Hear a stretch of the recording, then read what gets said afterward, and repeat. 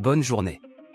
Ceci est une série subdivisée en plusieurs épisodes, reste scotché pour tout comprendre. Commençons. Afin d'assurer la survie de leur lignée, ces femmes sont soumises chaque année à une sélection rigoureuse. Celles qui réussissent les épreuves sont autorisées à quitter le village et à se rendre dans le monde extérieur afin de s'unir à des hommes. Ce n'est qu'une fois enceintes qu'elles peuvent revenir. À la naissance, seuls les enfants jugés nécessaires à l'équilibre du village sont autorisés à vivre. Car ici, il s'agit d'un village fermé, où seules les femmes ont le droit de rester. Ce lieu est un paradis dissimulé, inconnu du reste du monde. Avec le temps, il s'est transformé en un véritable royaume de femmes. Mais cet isolement prolongé a entraîné une chute drastique de la population.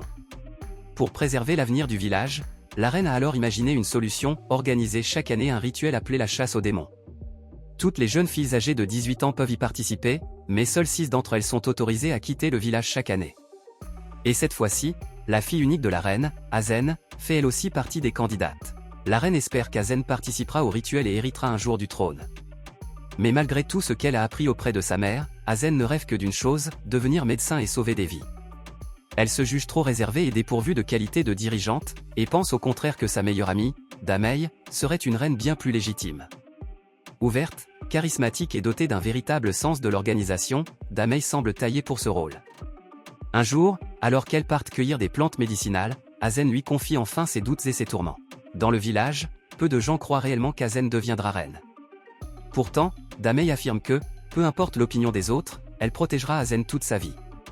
À cet instant, une petite vipère mord soudain Azen.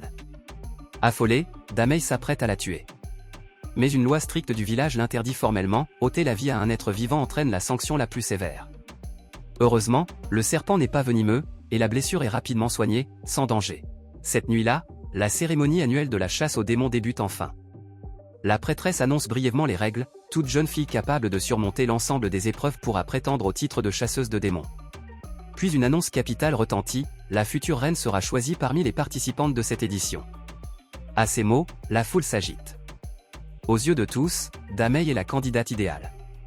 Pendant ce temps, la reine esquisse un sourire énigmatique. Cette même nuit, Azen fait un terrible cauchemar. Dans son rêve, elle voit un démon. Depuis l'enfance, on leur enseigne que les hommes du monde extérieur sont des démons. Pourtant, celui qu'elle aperçoit en songe semble doux et bienveillant.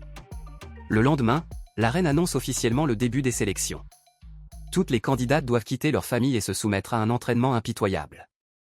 Avant toute chose, elles doivent se purifier dans la rivière. Tandis qu'elles se baignent dans la rivière, les jeunes filles discutent. Damei remarque qu'Azen est distraite et l'interroge. Azen lui avoue avoir rêvé d'un démon. Damei lui demande alors s'il était aussi effrayant que les professeurs le décrivent. Azen hésite.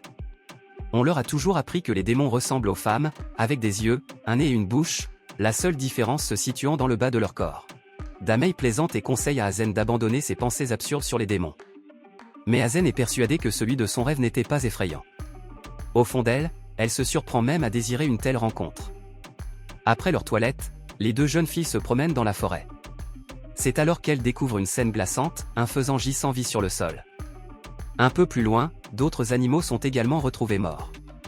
Elles préviennent aussitôt la guérisseuse, mais il est déjà trop tard. L'incident est d'une extrême gravité. La guérisseuse se rend immédiatement auprès de la reine. Peu après, celle-ci convoque l'ensemble du village et décide d'invoquer les esprits afin d'identifier le responsable. Lorsque la reine reprend connaissance, elle semble habitée par les divinités.